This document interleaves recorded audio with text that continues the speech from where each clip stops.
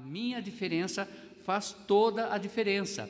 1 Pedro 4, de 1 a 5, vamos ler? Diz assim a palavra do Senhor: Ora, pois já que Cristo padeceu por nós na carne, armai-vos também vós com esse mesmo pensamento, que aquele que padeceu na carne já cessou do pecado, para que no tempo que vos resta na carne, não vivais mais segundo as concupiscências dos homens, mas segundo a vontade de Deus.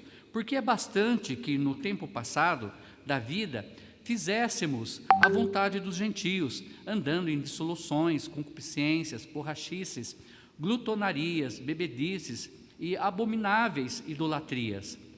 Versículo 4: E acham estranho não corredes com eles no mesmo desenfreamento de dissoluções, blasfemando de vós, os quais hão de dar conta ao que está preparado para julgar os vivos e os mortos. Vamos orar. Eterno Deus, rogamos ao Senhor perdão, porque somos falhos, limpa os nossos corações. Também, ó Pai, que o Teu Santo Espírito nos santifique através dessa palavra que está sendo lida hoje, que está sendo pregada, que possamos, ó Pai, entendê-la e colocá-la em prática em nossas vidas. Sabemos, ó Pai, que são muitos que sofrem neste momento. O pedido, ó Pai, da irmã Roberta foi isso, que estejamos orando pelas famílias que estão sofrendo de várias formas, por problemas de saúde ou qualquer outro motivo. Rogamos, ó Pai, que o Senhor seja com cada uma delas e conosco também. Mas aqui, ó Deus, Pedro nos ensina que o sofrimento nos traz crescimento espiritual e esperança viva que um dia estaremos com o Senhor. Nos ensine hoje à noite, ó Pai, a fazermos a diferença neste mundo terrível, tenebroso, para que possamos, ó Pai, mostrar o Teu amor, mostrar, ó Pai, Cristo através de nossas vidas, através de nossos sofrimentos. É isso que eu te peço e agradeço, em nome de Jesus, amém. No mundo em que vivemos, amados irmãos, encontramos profundas diferenças sociais, econômicas e também culturais. Há pessoas que moram em lindas mansões e há aquelas pessoas que moram em favelas, não é? Há pessoas investindo em suas vidas acadêmicas, culturais e outras que ainda continuam até analfabetas. No plano espiritual, há uma diferença entre os que fazem a vontade de Deus e os que rejeitam. Diferença tal que vai causar um impacto sobre a eternidade. Lembrando que todas as diferenças existentes não farão diferença após a morte. Ou seja, o que você decide hoje com relação à vida eterna, né, sobre Cristo, sobre você deixar essa vida para trás e realmente se entregar para Cristo, vai fazer toda a diferença. Ou não, se você realmente não aceitar a Cristo. E no plano espiritual não é diferente. Aqui Pedro, ele está exortando então os cristãos a ficarem firmes mesmo no sofrimento. Se eles estão sofrendo por causa de Cristo, seja sofrimento no lar, porque a esposa tem um marido que não é cristão, ou vice-versa, seja no trabalho, ali com o patrão sendo incrédulo, seja no dia a dia, a exortação de Pedro aqui é: olha, viva esse sofrimento e dê graças a Deus por ele, porque esse sofrimento que vocês estão passando é pelo nome de Cristo, é por Cristo, e isso faz toda a diferença neste mundo. Nós já vimos no passado algumas aulas aqui de 1 Pedro, ensinando que muitos cristãos naquele momento estavam até mesmo caindo em várias tentações, porque eles estavam acabando cedendo, né, para o pecado, porque a pressão era muita. Imagine aquela época, quando ainda o cristianismo era conhecido como uma seita, e ao redor daquele povo era um povo que estava buscando acabar com eles. Então o sofrimento era muito grande. Mas nós, que já somos salvos em Cristo, o que Pedro chama a atenção aqui é para fazermos total diferença, mesmo no meio de sofrimento. Olha, primeiro, somos diferentes porque sofremos com Cristo. No versículo 1, diz ali: Cristo sofreu na carne. Ora, pois, já que Cristo padeceu por nós na carne, armai-vos também vós com esse mesmo pensamento. Armai-vos aqui é o mesmo que revestir do mesmo pensamento, ou seja, passar a pensar da mesma forma. Ali diz: ora, pois, já que Cristo padeceu por nós na carne, então tenhamos nós esse mesmo sentimento, essa mesma vontade de padecer na carne, ou seja, morrer a nossa velha natureza. Não é que Pedro estava dizendo: olha, vocês têm que morrer por Cristo.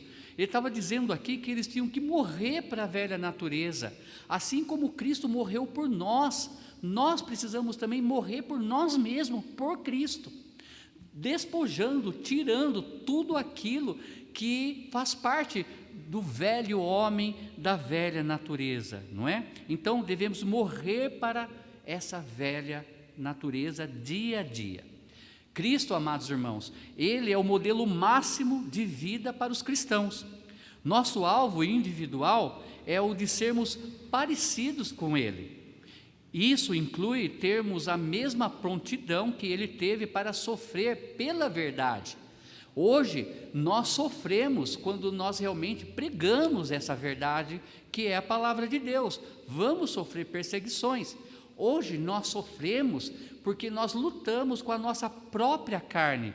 E isso é algo real, porque a palavra de Deus diz que há uma luta interna da nossa carne com o Espírito Santo que habita em nós.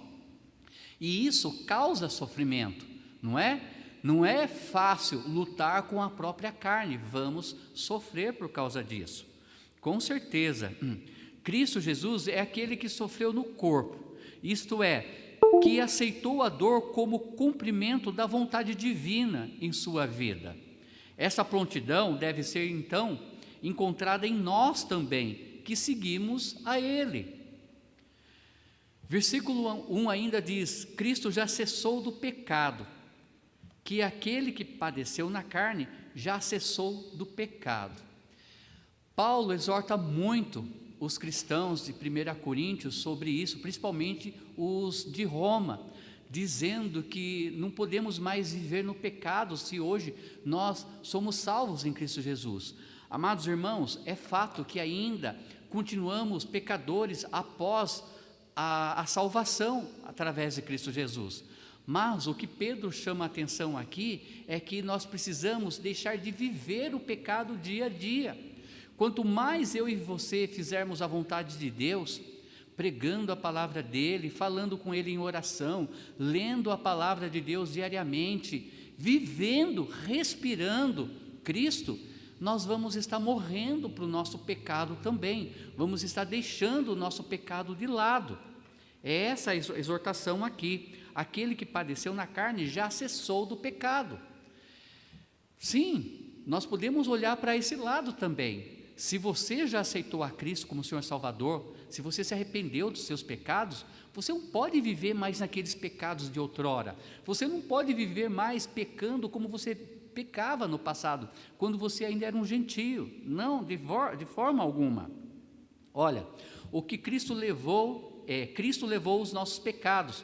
1 Pedro, capítulo 2, versículo 24, diz assim: levando Ele mesmo em seu corpo os nossos pecados sobre o madeiro, para que, mortos para os pecados, pudéssemos viver para a justiça, e pelas suas feridas fosses sarados. Então, para que, mortos para os pecados, pudéssemos viver para a justiça. O que Pedro aqui, ele tem incentivado, e ele incentiva a cada um de nós também, é mostrar essa grande diferença da vida de um cristão com a vida de um incrédulo. Se hoje nós somos salvos em Cristo, devemos viver como tal, não é? Matando a velha natureza, morrendo para a velha natureza. Tudo aquilo que fazíamos de errado antes, não queremos fazer mais. Em outras palavras, precisamos odiar o pecado. 2, somos diferentes, amados irmãos, porque vivemos com Cristo. Porque vivemos com Cristo, não é? Olha, remindo o tempo que nos resta, versículo 2, para que no tempo para que no tempo que nos resta na carne. Hoje nós somos filhos de Deus, salvos pela graça dele, mas hoje nós vivemos para Deus, não para a nossa carne, não para o mundo e muito menos para o nosso antigo pai, que foi Satanás, como diz a palavra de Deus em João capítulo 8, versículo 44. Hoje nós somos filhos da luz. Então, nós precisamos viver o que resta da nossa vida para Deus. Olha, quando eu pastoreei a igreja do Rio de Janeiro, eu tinha um tempo especial com algumas ovelhas, fazendo devocionais com elas. Entre elas, tinha o Leonardo, que toda manhã ele chegava até a igreja para que eu e ele pudéssemos fazer um devocional juntos. Era um tempo muito bom. Eu lembro que nós fizemos um devocional em cima deste versículo, aqui no capítulo 4, versículo 2. O tempo que nos resta na carne, que vivamos para Deus. E ali nós conversamos bastante, o que eu precisava, o que ele precisava fazer para a gente viver mais intensamente para Deus. Irmãos, olha, morrer sem Cristo é horrível. Com certeza é uma eternidade longe de Deus em tormento eterno. Mas viver para Cristo, se nós morrermos por Ele, vivendo para Ele, é algo maravilhoso, é algo digno, é algo que realmente satisfaz a alma e o espírito. Eu viver inteiramente para Cristo. Nós não sabemos quanto tempo nós vamos durar, nós não sabemos quantos anos ainda vamos viver. Deus sabe o dia da nossa morte. Mas até lá, que eu e você possamos ter esse propósito de viver inteiramente para Ele. Ao sair nas ruas, leve folhetos no bolso, entregue para as pessoas. Quando o Espírito Santo abre aquela brecha para você falar do amor de Cristo, aproveite essa brecha, fale do amor de Cristo, não tenha vergonha e nem medo, Ele vai te capacitar naquele momento.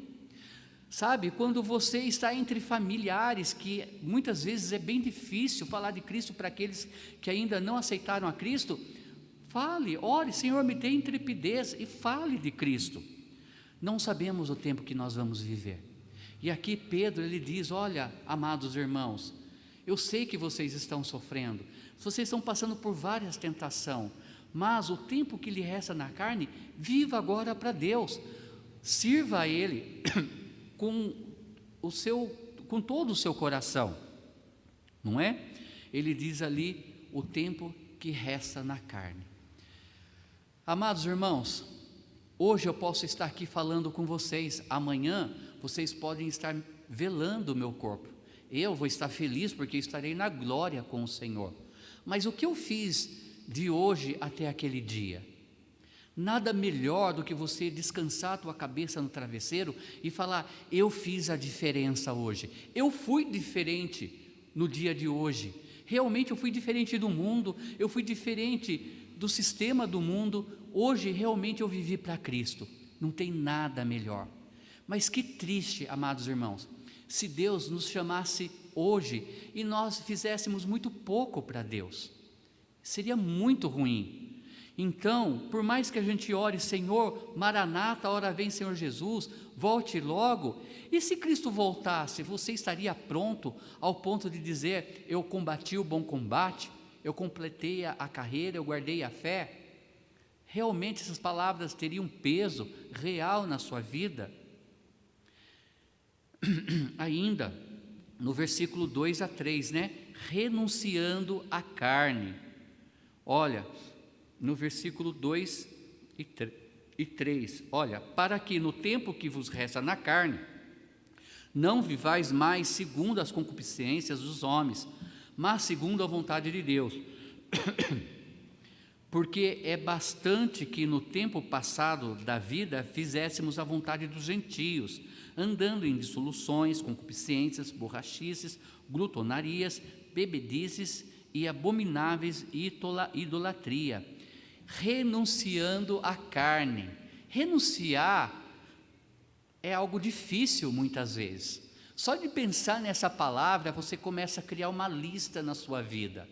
Mas nada melhor do que você começar a renunciar à sua velha natureza, você renunciar a coisas que você fazia antes. Pedro aqui está chamando a atenção, porque eles estão sendo impressionados, eles estão sendo pressionados por todos os lados. Era uma época bem difícil, e ele fala: olha, deixe de fazer aquilo que você fazia antes na carne, renuncie à sua velha natureza.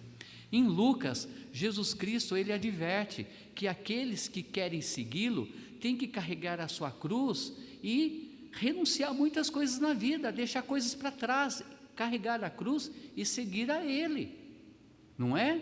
Não tem como você fazer toda a diferença no dia de hoje se você não renunciar a áreas da sua vida.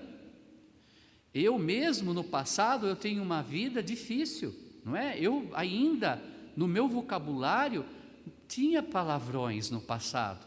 No passado, eu era quase que um alcoólatra, eu bebia muito. Eu também fumava.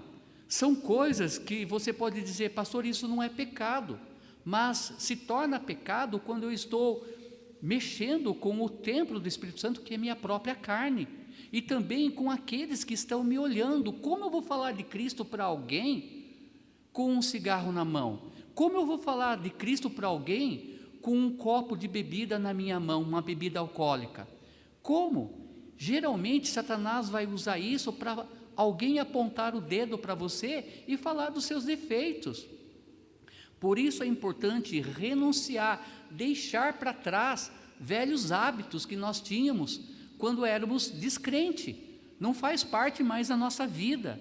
Renuncie. Olha, ele diz lá no versículo 2: não vivais mais segundo as concupiscências dos homens, ou seja, os desejos dos homens, mas segundo a vontade de Deus. Aí no 3 dá a resposta: porque é bastante que no tempo passado da vida fizéssemos a vontade dos gentios, andando em dissoluções, concupiscências, borrachices, glutonarias, bebedices, abomináveis idolatrias. Era assim o nosso coração antes, mas não deve ser mais. Fazer toda a diferença é despojar, deixar de lado, não é? É renunciar áreas da nossa vida. Isso é importante. Olha, como então nós podemos deixar tudo isso de lado? Ainda fala no finalzinho ali do versículo 2: praticando a vontade de Deus. Sempre faça essa pergunta antes de sair de casa, antes de tomar uma decisão, antes de fazer qualquer coisa: Senhor, é essa a tua vontade para a minha vida?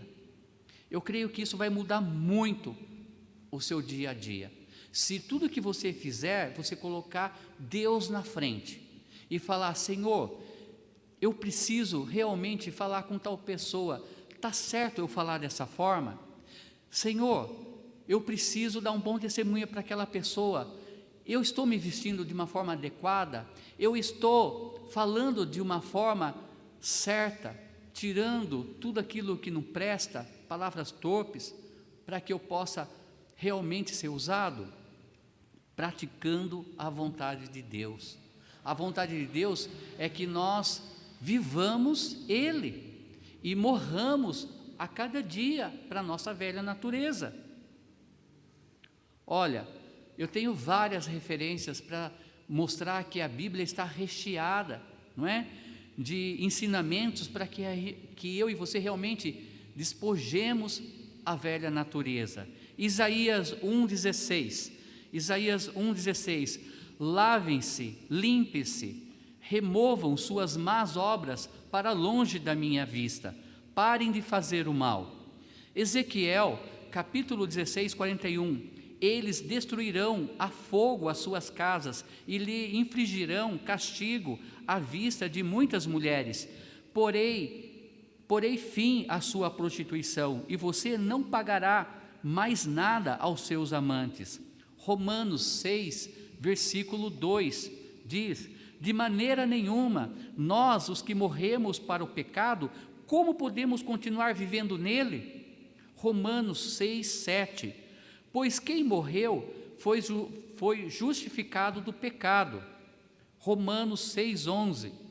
Da mesma forma, considerem-se mortos para o pecado, mas vivos para Deus em Cristo Jesus. Romanos 13,12. A noite está quase acabando, o dia logo vem. Portanto, deixemos de lado as obras das trevas e vistamo-nos a armadura da luz. Gálatas 2:20.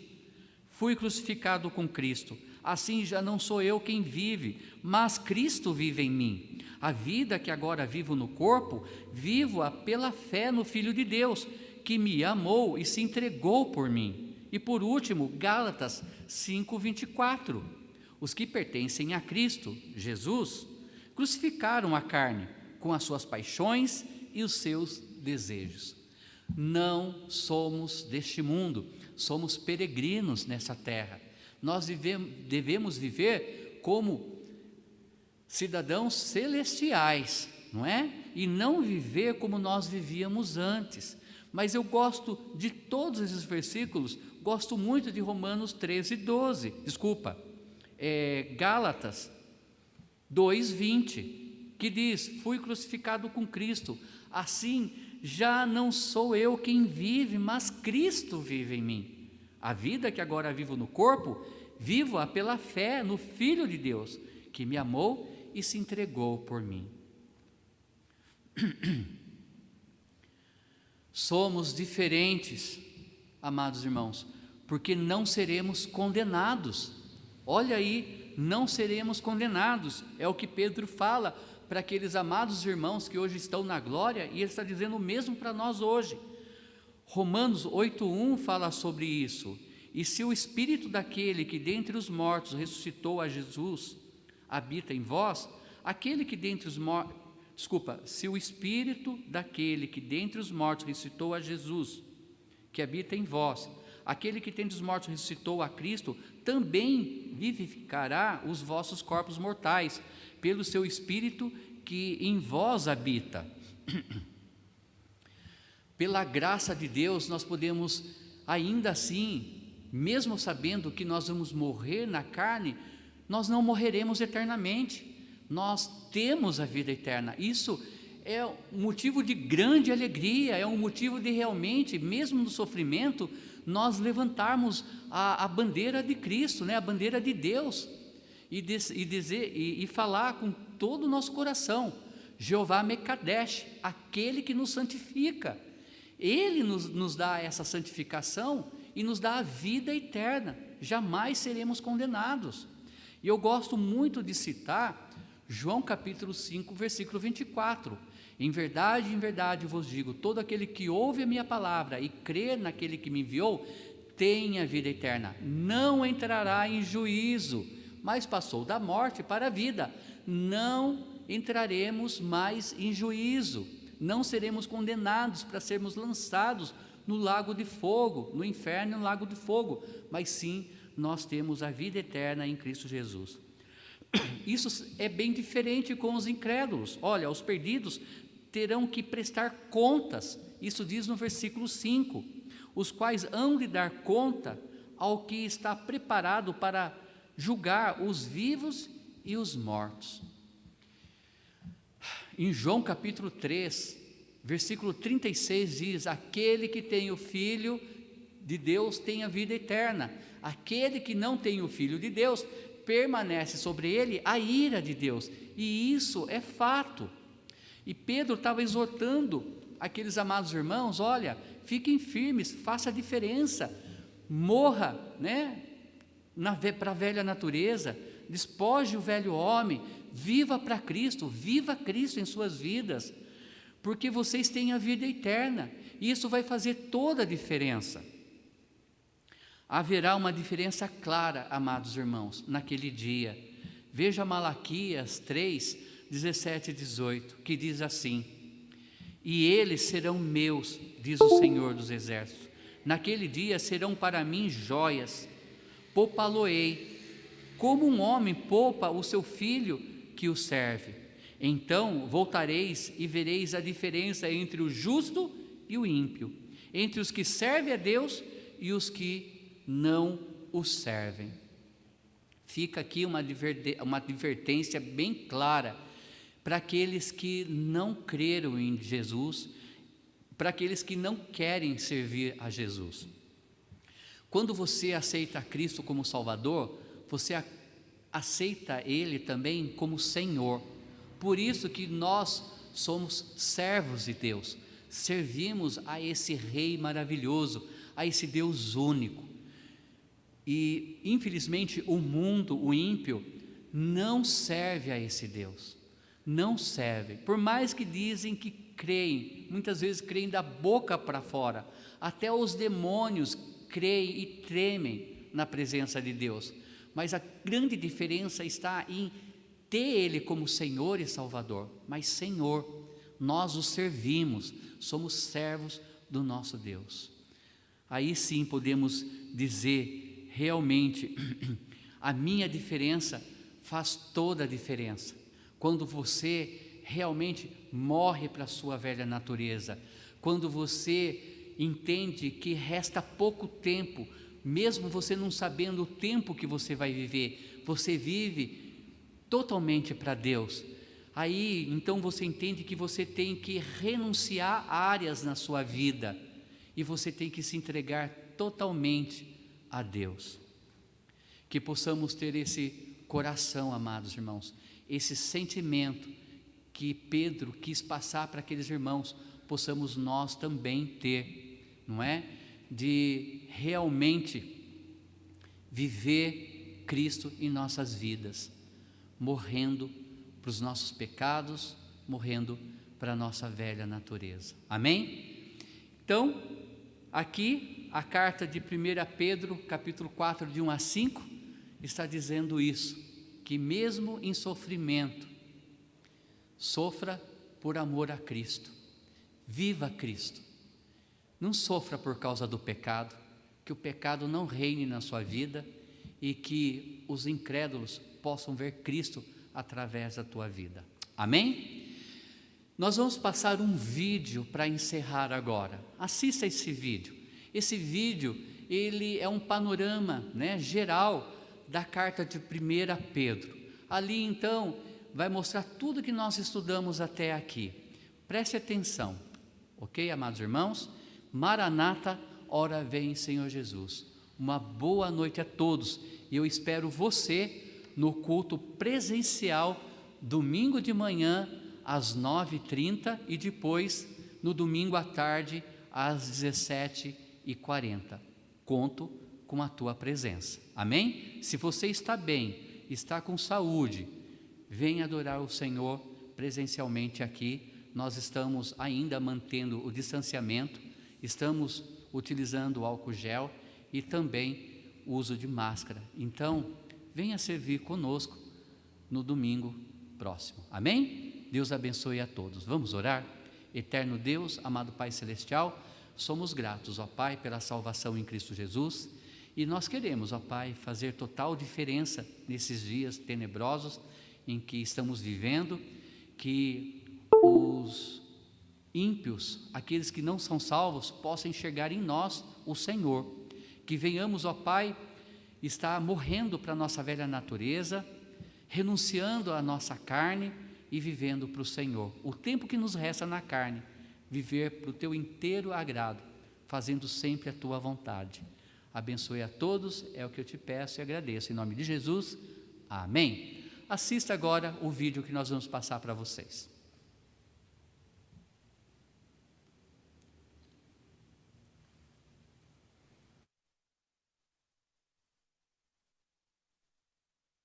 A primeira carta de Pedro.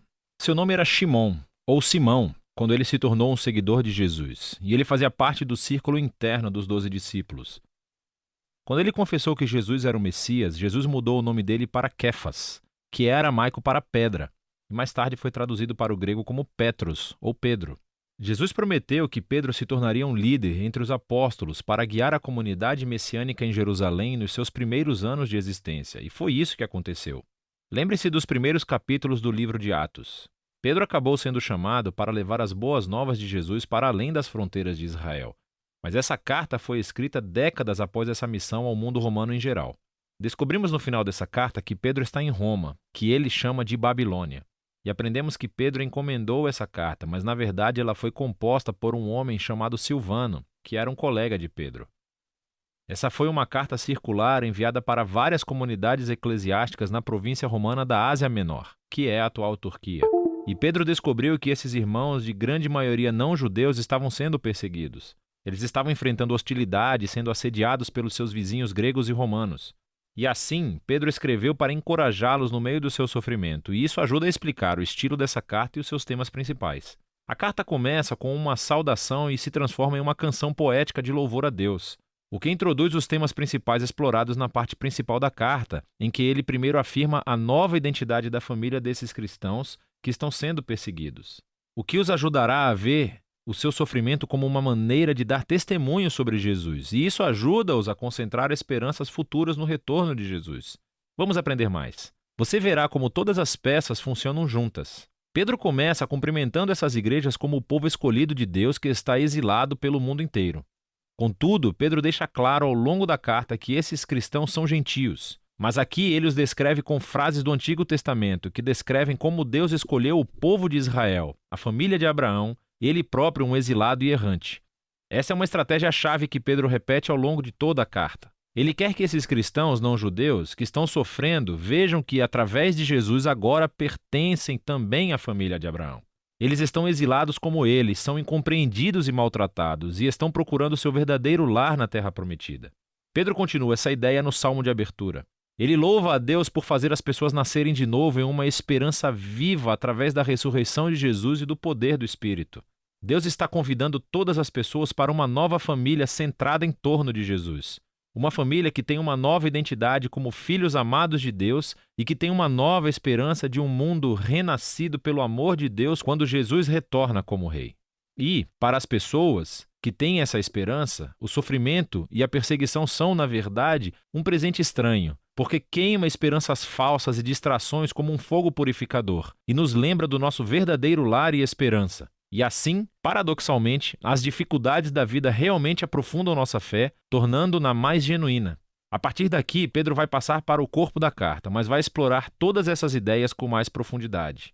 Ele primeiro desenvolve o tema sobre a nova identidade familiar do povo de Deus. Ele pega imagens ainda mais memoráveis do Antigo Testamento sobre a família de Israel e aplica-as a esses cristãos gentios. Assim como os israelitas deixaram o Egito, eles também devem estar prontos para a viagem, de sandálias nos pés e vara na mão, e deixar seu antigo modo de vida a caminho de um futuro novo. Agora, eles são o povo santo de Deus que viaja pelo deserto. Eles são o povo do novo êxodo, que foi redimido pelo sangue de Jesus, que é o último cordeiro pascal. Eles são o povo da nova aliança, que tem a palavra de Deus semeada profundamente dentro de si, restaurando seus corações e renovando as suas mentes. Eles são o novo templo construído sobre a fundação do próprio Jesus. E eles são o novo reino de sacerdotes que estão servindo a Deus como seus representantes para as nações. Agora, aplicando todas essas imagens incríveis a esses cristãos gentios perseguidos, Pedro está colocando seu sofrimento dentro de uma nova história e isso leva à próxima sessão. Sua perseguição pode realmente ajudar a esclarecer sua missão no mundo, para dar testemunho da misericórdia de Deus entre as nações. Então, Pedro primeiro os encoraja a se submeter ao domínio romano, mesmo que seja opressivo. Sim, ele reconhece sua perseguição, seu sofrimento é injusto, mas a resistência violenta não resolve nada. Sem mencionar que trai os ensinos de Jesus, que amava seus inimigos em vez de matá-los. Pedro, então, destaca especificamente a situação muito difícil que os escravos e esposas cristãs enfrentam quando viviam em lares romanos, onde o patriarca não seguia Jesus. O problema é que era suposto que todos na casa se submetessem e adorassem aos deuses do patriarca. Portanto, Pedro está ciente de que dar lealdade a Jesus gerará suspeitas. Então Pedro diz, é verdade, todos os cristãos, incluindo esposas e escravos romanos, foram totalmente libertados por Jesus. Mas eles devem demonstrar essa liberdade não através da rebelião, mas resistindo ao mal da mesma forma que Jesus fez, mostrando amor e generosidade aos seus inimigos. E em lares onde o marido também é cristão, é uma história diferente. Devem tratar as suas esposas totalmente diferentes de seus vizinhos romanos, considerando-as iguais perante Deus, que são dignas de honra e respeito. Pedro tem esperança de que essa imitação do amor de Jesus e do reino invertido dê poder às suas palavras, ao testemunharem a misericórdia de Deus e mostrarem às pessoas a verdade maravilhosa sobre o caminho de Jesus. Mas Pedro também é realista. Ele sabe que os cristãos continuarão sendo perseguidos, e assim ele os lembra da reivindicação futura. Ele lembra-os de como o próprio Jesus foi perseguido injustamente e assassinado por poderes humanos corruptos, mas na realidade ele estava morrendo pelos pecados dos seus inimigos. E depois disso ele foi reivindicado e recebeu a ressurreição pelo Espírito.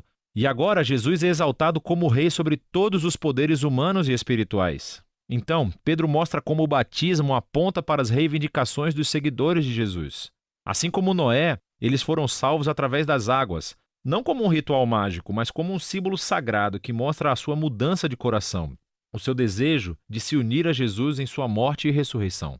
E agora, mesmo se eles forem assassinados por seguir a Jesus, a sua esperança está na reivindicação futura e em uma exultação ao lado do seu rei, o que leva Pedro para o momento final. Ele lembra as palavras de Jesus, que seus discípulos deveriam considerar uma honra e alegria serem perseguidos como ele foi. Pedro então pede aos líderes da igreja que cuidem desses cristãos sofredores e mostrem o mesmo tipo de liderança servil que Jesus mostrou aos seus seguidores. E finalmente, Pedro lembra esses cristãos sobre o verdadeiro inimigo que eles estão enfrentando. Essa hostilidade não é simplesmente cultural ou política. Existem forças obscuras do mal espiritual no comando, que inspiram o ódio e a violência. E eles devem resistir a esse mal permanecendo fiéis a Jesus e aos seus ensinamentos e antecipando o seu retorno e vitória final sobre esse mal. Pedro conclui com uma oração pela força divina e envia uma saudação à igreja em Roma, que ele chama de Babilônia. Isso é bem legal. Pedro está adotando aqui a tradição dos profetas do Antigo Testamento, para quem o nome Babilônia tornou-se o arquétipo para toda e qualquer nação corrupta. E assim Roma tornou-se a nova Babilônia, e o seu império é onde o povo de Deus está agora exilado de seu verdadeiro lar, na criação renovada. A primeira carta de Pedro é um poderoso lembrete da esperança cristã no meio do sofrimento. Desde o início da sua criação, o povo de Deus tem sido uma minoria mal entendida, e eles devem esperar enfrentar hostilidade porque escolheram viver sob o governo de um rei diferente, Jesus. No entanto, a perseguição pode se tornar um presente estranho para a igreja, pois oferece uma oportunidade de mostrar aos outros a surpreendente generosidade e amor de Jesus, alimentados pela esperança do seu retorno. E é isso que 1 Pedro explica.